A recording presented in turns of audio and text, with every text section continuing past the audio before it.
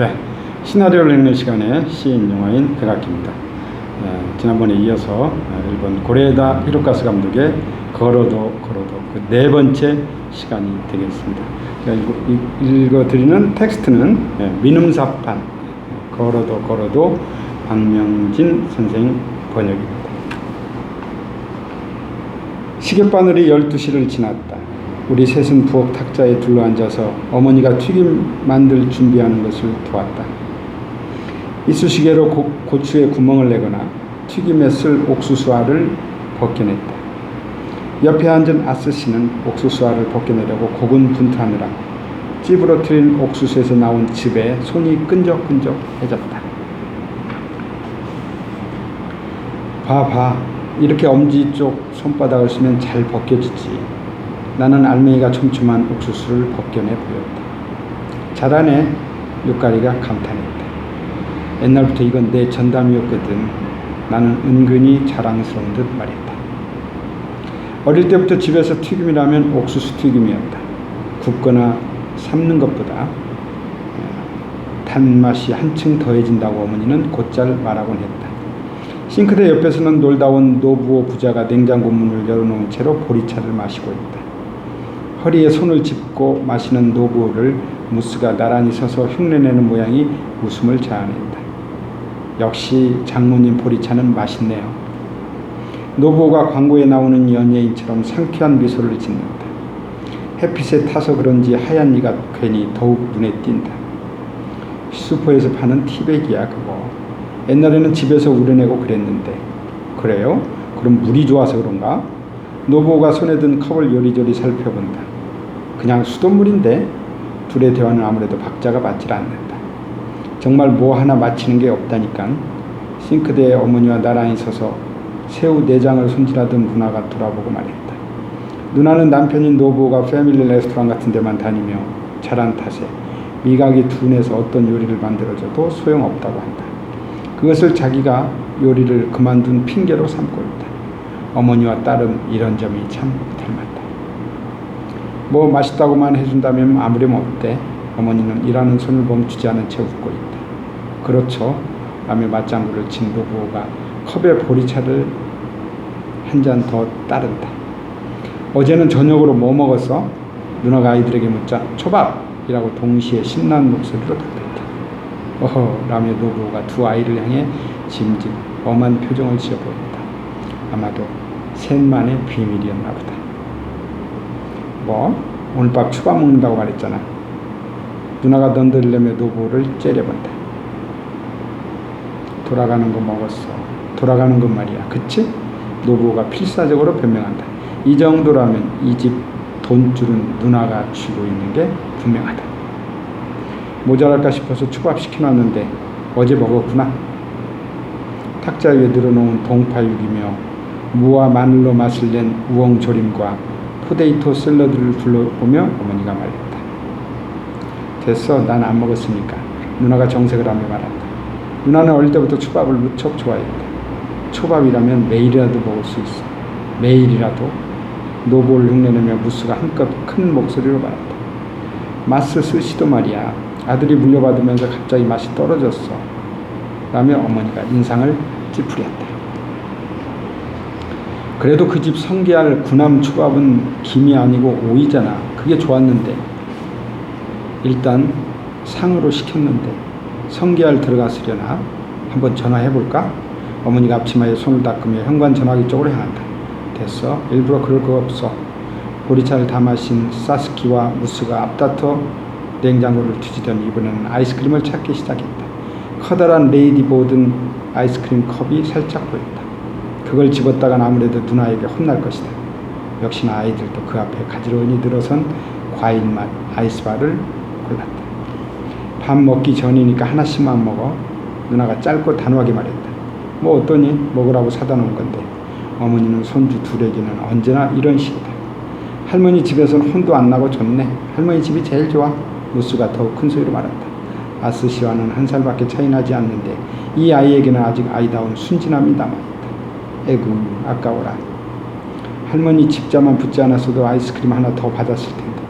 그렇게 말하며 어머니는 즐겁게 웃었다. 다 됐다. 봐봐. 내가 소쿠리 가득 뜯어낸 옥수수알을 어머니와 누나에게 보여주며 말했다. 예뻐라. 반짝이는 황금빛을 보며 육가리가 말했다. 그치? 마치 내가 칭찬받기라도 한 것 같은 기분이 들었다. 소쿠리를 위아래로 흔들자 옥수수알이 튀어오르며 사락사락 경쾌한 소리를 냈다. 옛날 생각나네. 그 소리를 듣고 누나가 말했다. 어머니도 누나 옆에 서서 미소를 띠며 옥수수 소리에 귀를 기울였다. 타닥탁. 기름이 끓는 냄비 안에서 옥수수알 튀는 소리가 요란하다. 아코, 으이크. 그때마다 어머니는 수선을 피운다.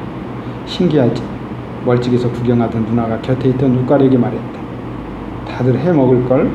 육가리가 대답하기도 전에 어머니가 흥이 나서 끼어든다. 안 해 먹는다니까. 옥수수는 구워 먹거나 삶아 먹는 것만 봐서 육가리가 고개를 갸우뚱한다. 나 역시도 다른 집에서는 옥수수를 튀겨 먹는 걸 본 적이 없다.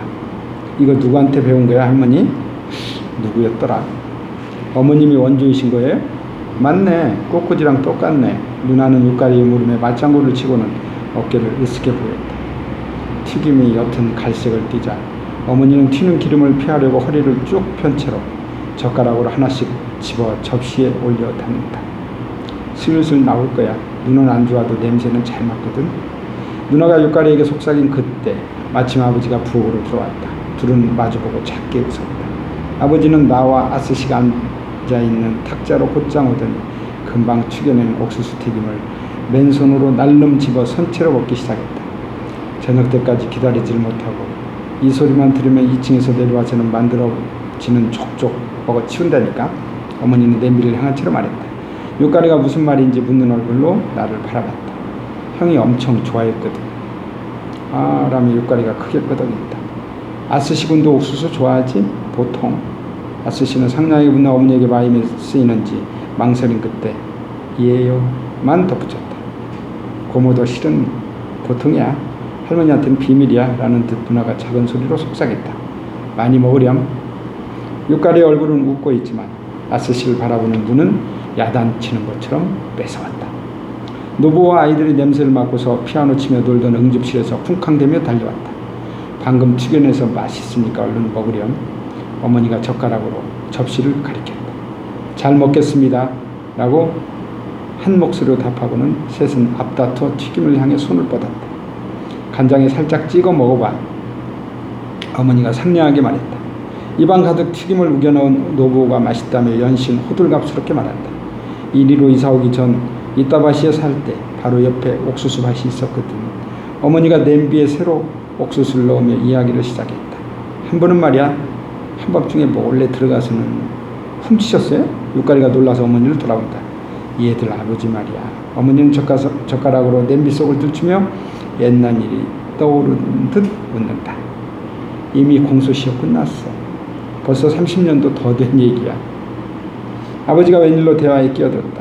입가에 웃음기를 띄우며 아스시 옆에 앉아서 튀김을 하나 더 집었다. 다음날 재빨리 튀김. 그런데 하필이면 막 튀고 있을 때 실례합니다 라고 찾아와서는 거기서 어머니는 뒤돌아서더니 부엌에 모여앉은 우리 얼굴을 쓱 둘러보면서 뜸을 들였다.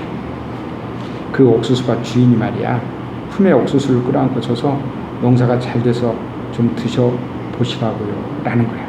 그러자마자 딱 지금처럼 타닥타닥 튀는 거야. 어머어머. 육가리가 놀라서 이야기를 재촉하던 어머니 얼굴을 바라봤다. 튀김할 때마다 저 이야기야. 누나가 눈치듯 말했다. 그때 정말 어색했지. 아버지가 재미난 듯 웃었다.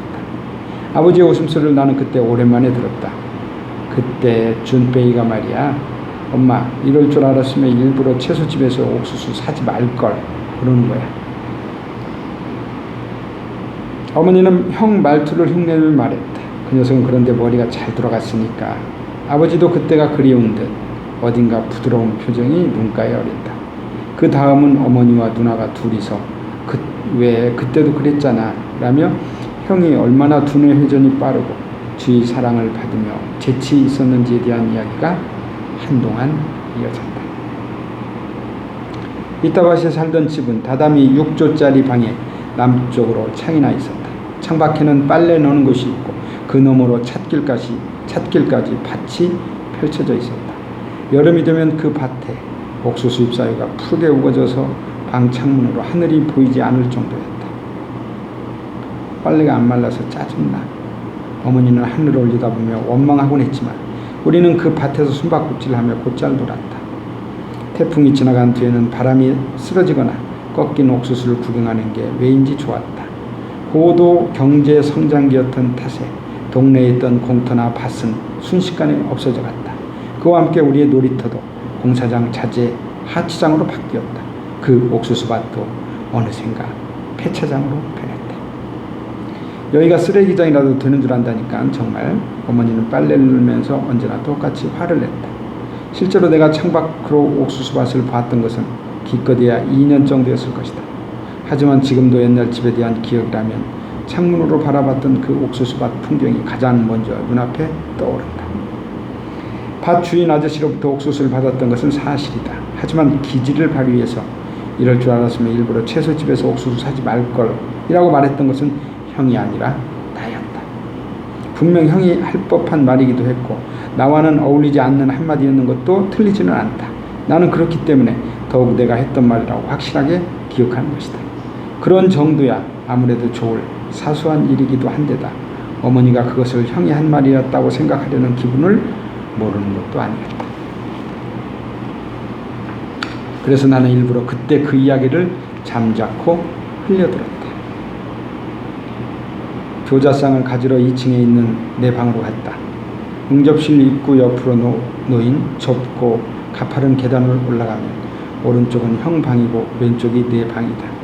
내 방은 처음에 누나가 가지고 싶어 했지만 두 아들을 우선시한 아버지의 뜻에 따라 내가 쓰게 되었다. 결국 엄마가 달래서 누나는 현관 옆에 볕이 잘 들지 않는 6조짜리 방을 배정받았다. 누나는 아직 그 일을 마음에 담아둔 모양이다. 여러 젖힌 분이 입구 쪽에 서 있던 청소기에 부딪혔다. 억지로 문을 밀고 안으로 들어가 보니 방 안은 발 디딜 곳조차 없이 온갖 잡동사니들로 가득 차 있다. 새로 산 청소기에 더해서 밸런스 볼과 덤벨, 따위의 운동기구, 쇼와 가요 대전집과 쇼와의 기억 같은 필시, 통신 판매나 방문 판매로 샀을 법한 비디오 테이프와 DVD들, 그런 물건들이 벽을 따라서 쭉 늘어서 있다. 물론 어느 것도 내 것은 없다. 무엇보다 방 한가운데 로데오보이라는 승마 운동기구가 비닐을 뒤집어 쓴 채로 놓여 있다. 왜 죽은 형의 방은 옛날 그대로면서 살아있는 나의 방은 창고인지 무어라 안 입고 온 말이라도 한마디 하고 싶은 기분이 들었다. 형의 방은 지난 15년간 무엇 하나 변한 것이 없다. 어머니가 허락하지 않았기 때문이다. 요새는 어머니 말고는 누구도 그 방에 들어가지 않는다. 어머니는 지금도 가끔씩 혼자 형의 방을 청소하고서는 서랍장에서 옛날 앨범을 꺼내서 추억에 잠긴다고 한다. 엄마 한숨소리가 계단 아래까지 들리는데 어찌나 섬뜩했는지 누나가 나에게 살짝 말해준 적이 있다. 나는 로데오 보이에 걸터 앉아 벽에 붙어있는 다이오 웨일스의 포스터를 보면서 그런 생각을 하고 있었다. 그때 누나가 계단을 올라와 방문을 열었다. 나는 넌더리 난다는 표정으로 돌아보고는 짐짓 방 안을 둘러보았다. 누나는 입구에 선 채로 두 손을 들었다는 듯 어깨를 움츠려 보인다. 노망이라도 나셨나? 이런 건 쓰지도 않으면서. 나는 앉아있던 로데오 보이를 통통 두드리고는 일어섰다. 쓸쓸해서 그런 거 아닐까? 뭐가라니? 누나는 다 알면서라는 표정을 지어 보이며 방 안으로 들어왔다. 오랫동안 집과 멀리하면서 불효를 저지른 나를 말없이 비난하는 것만 같다. 로데오 보이와 책상 사이에 세워져 있던 교자상을 둘이서 끌어내 들어올린다. 생각보다 훨씬 무겁다. 있잖아, 엄마가 무슨 얘기 안 해? 나는 계속 신경 쓰였던 것을 물어봤다. 응? 뭘? 아내에 대해서 말이야. 아니, 별로. 누나는 웃음을 지으며 내 얼굴을 바라봤다. 뭔가 걸리는 거라도 있나 해서 재혼이라든가 그런 거 없을걸. 너한테는 아까울 정도로 훌륭하지. 누나는 전에도 했던 말을 그대로 반복했다. 누나와 나와는 반대로 성격이 쾌활해서 어릴 때부터 언제나 친구들에게 둘러싸여 있었다.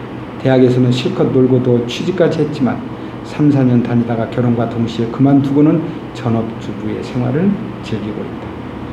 어릴 때는 피아노다 꽃꽂이다 교양 강좌마다 손을 댔지만 어느 것도 오래가지 않았다.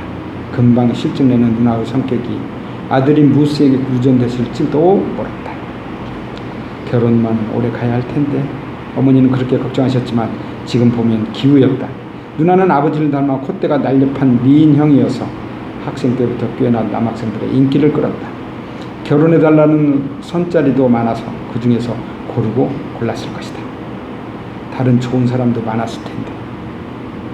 어머니와 나는 둘만 있을 때는 고개를 갸우뚱하며 의아해했다. 분명 내가 없는 곳에서도 누나에게 비슷한 소리를 했을 것이다. 아직 이 집에서 다섯이서 살던 때 세 남매 중에 누가 가장 인기가 좋았는지 이야기한 적이 있다. 밸런타인데이 때 받은 초콜릿이나 러브레터 개수 등 어느 쪽이나 형이 1등이었다. 그때 어머니가 끼어들더니 웬일로 내 편을 틀어주었다. 료타도 중학교 때 졸업식 끝나고 교복 단추가 한 개도 남아있질 않았다니까. 애들이 괴롭힌 거 아니야? 누나와 형의 놀림에 흡수됐다. 아니야, 기념으로 주세요라고 했어. 여자애들 줄이 길게 늘어졌었다니까. 그치? 어머니가 나를 보며 동의를 구했다. 나는 어물쩍 웃으며 자리에서 일어났다. 형과 비교당하는 것은 예나 지금이나 싫었다. 공부도 운동도 발군이었던 형은 분명 인기가 많았던 데다 흠잡을 곳이 없는 누구나 좋아하는 청년이었다. 뭐 동생인 나로서는 흠잡을 곳이 없다는 점이야말로 흠이라고 생각했지만 나는 형과 같은 중학교를 다녔던 탓에 선생님들로부터는 네가 그 요코하마의 동생이니? 라는 말을 들으며 학교를 다녀야만 했다. 음악이든 만화든 소설이든 재미있는 것은 대부분 형에게서 배웠다. 4살 위 형이라는 인물은 동생에게 있어서 대단한 어른처럼 보이는 존재였다. 지금 생각하면 그것은 10대였던 나에게 커다란 콤플렉스였으리라. 그래서 나는 어느 시기부터인가 형과는 다른 길을 선택할 것을 의식적으로 결심했다. 학교에서 형이 유일하게 수를 받지 못했던 과목이 미술이었다. 그리고 초등학교와 중학교를 통틀어서 내가 유일하게 잘했던 과목이 미술이었다. 그림 따위 잘 그려봐야 커서 무슨 쓸모가 있겠어? 형은 성적표를 내려다보며 분한 듯이 중얼거렸다. 나는 누구와도 상의하지 않고 도쿄 미대에 지원해서 그대로 집을 나갔다. 내 나이 18살 때였다. 마스 스시의 고마스가 현관턱에 걸터앉아 떠들고 있다. 하얀색 유니폼에는 대나무 문양이 새겨져 있다. 마스 스시라면서 대나무라니 살짝 우스운 생각이 들었다. 머리를 장인답게 짧게 쳐올려서 그는 조금 나이 들어 보이지만 나와 1살밖에 차이가 나지 않는다. 안 돼. 노망 나서 이젠 주문도 못 외운다니까요. 얼마 전에는 같은 손님한테 참치 뱃살을 몇 번이나 내줬다니까. 고마스는 아버지의 가게를 이어받아 뿌려오면서 지금은 젊은 직원도 한 명 두고 있다고 한다. 그거 좋네. 다음에 다 같이 한번 가볼까? 계단에 걸터 앉아있던 나를 돌아보며 누나가 묻는다. 아이고 좀 봐주세요. 가게 망해요. 지나미 선배는 농담이라도 겁난다니까. 고마스는 누나보다 중학교 1년 후배였다. 이런 상하 관계는 세월이 흘러도 좀처럼 없어지질 않는다. 바깥은 한여름 더위가 기승일 것이다. 고마스가 받아든 보리차를 맛있게 마셨다. 컵 속에서 얼음이 짤그랑 깔끔한 소리를 냈다. 각진 얼굴이셨던 고마스의 아버지는 침착한 성품을 가진 초밥 장인으로 솜씨도 좋고 이 지역 상점가에서 가장 존경받는 존재였다. 맞쓰리 같은 때는 하피를 입고 자취회 텐트 제일 안쪽에 앉아있으면 다들 그곳으로 인사를 하러 가던 모습이 기억난다. 어머니는 지금 눈앞에 앉아있는 아들이 물려받으면서 맛이 달라졌다고 주장한다. 그 집은 며느리가 잘못됐어. 그렇게 뒤에서 흉을 보면서도 그럼 다른 초밥집에다 배달시킬까 하고 물으면 또 결코 그러지는 않는다. 일단 흉부터 보는 것이 긴 세월을 살아오면서 어머니 몸에 밴 삶의 방식이었다. 아버님 연세가 어떻게 되셨지? 잠시 생각하더니 고마스가 말한다. 72인가? 어머 뭐야 우리 집이랑 똑같잖아. 누나가 놀라며 진찰실을 가리켰다. 그래요? 선생님 젊은 보이시던데 빠릿하시고 그런 걸 빠릿하다고 하나? 누나는 지긋지긋하다는 듯 고개를 가로저었다. 은퇴하고 조용히 지내시죠. 차라리 부럽네요. 본인은 아직 계속 하고 싶어 했던 것 같은데 눈이 안 좋아서 말이야. 뭐라더라? 백내장이었나? 아마 3년쯤 전에 어머니에게서 전화로 그런 얘기를 들었던 적이 있다. 아니야, 녹내장이야. 누나는 손가락으로 자기 눈을 가리키며 말했다. 어느 쪽이든 나는 그 구별이 잘 안 가는 데다 관심도 없었다. 마침 가까운데 종합병원 큰 거 들어서면서 그만두기 딱 좋았잖아. 체면 구기지 않고 잘 넘겼지. 나는 진찰시 쪽을 턱짓으로 가리키며 말했다. 쳐봐봤다. 부엌에서 어머니의 목소리가 들려왔다. 네, 마당에서 놀던 사스키와 무스가 대답한다. 어머니가 지갑을 들고 와서 누나 옆에 나란히 앉았다. 여기 이만해. 고마스가 일어서서 허리춤에 차고 있던 힙색 안을 뒤진다. 그럼 거스름돈이 3,000하고 200만행 좀 깎아주라. 이렇게나 많이 시켰는데 좀 봐주세요. 성게알도 마누라 몰래 넣었단 말이에요. 괜찮다고 일부러 그럴 거 없다던 누나는 결국 어머니에게 전화를 시켜서 상에는 들어가지 않은 성게알을 특별히 추가했던 것이다. 사스키와 무스가 앞다투어 달려오더니 현관 마루에 놓여있던 커다란 초밥 쟁반을 들어올렸다. 사스키였나? 많이 컸네. 고마스가 사스키 얼굴을 바라보며 말했다. 여름방학 동안 1.5cm. 사스키가 다시 한번 하얀 이를 보였다. 가슴 앞으로 쟁반을 소중하게 감싸는 무수도 돌아보며 검도 관뒀어 라고 내던지듯이 말하고는 거실로 달려갔다. 너한테는 안 물어봤어. 달려가는 등 뒤에 대고 누나가 말했다. 그 한마디에 다 같이 웃었다. 자, 그럼 고마스도 웃으며 일어서더니 남아있던 보리차를 모두 마셨다. 아, 맞다. 까먹을 뻔했다. 고마스가 그렇게 말하고는 뒷주머니에서 반으로 접힌 부의금 봉투를 꺼내더니 주름을 펴면서 어머니에게 건넨다. 이거 드리라고. 고마스가 지금까지와는 전혀 딴판으로 바뀌어 의젓한 목소리로 말했다. 어머, 뭐 이런 걸 다. 어머니가 난처한 듯이 말했다. 이젠 독경도 올리지 않는데. 그게 저희 집사람이 중학교 때 준페이 씨 후배 되는데 그때 발렌타인데이 초콜릿을 준 적이 있다고. 고마스는 난감하면서도 어딘가 불만스러운 듯 어색한 표정을 하고 있다. 그랬어? 그럼 감사히 받을게요. 어머니는 깊이 고개를 숙이며 부의금 봉투를 가슴에 받아들었다. 좀 이런 거 들고 왔으면 미리 좀 얘기해줘야지. 깎아달라고 한참 조르고 난 뒤에 이러면 어떡하니? 숙연해진 분위기를 바꾼 것은 누나였다. 껌뻑껌뻑 핫집에라 죄송합니다. 부의금 내고 뿌중까지 듣자니 못할 노릇이네요. 나는 누나가 어깨 너머로 고마스에게 웃음을 지어보였다. 그렇지? 라며 고마스는 나를 향해 익살맞은 표정을 지었다. 그럼 올라와서 향이라도 피워요. 어머니가 거실을 가리키며 엉거주춤 일어났다. 아니에요. 차림새도 이렇고 빨리 돌아가지 않으면 아버지가 무슨 일을 저지를지 몰라서. 고마스는 힙색 지퍼를 기세 좋게 닫고는 언제나 찾아주셔서 감사합니다 라며 머리를 숙이고는 돌아갔다. 현관에서부터 바깥 도로까지 포석이 깔려있다. 그 위를 밟고 가는 남학신 소리가 매미소리 너머로 멀어져 간다. 어엿한 어른이 다 됐네. 누나가 말했다. 옛날엔 나쁜 짓도 꽤나 하고 다녔는데 고등학교를 중퇴하고서 한때는 심하게 삐뚤어진 생활을 했다고 들었다. 댁내 자녀들은 셋 다 곱게 자랐는데 우리는 가게 이름이 소나무라서 아들이 삐뚤어져 버렸는가 봐요.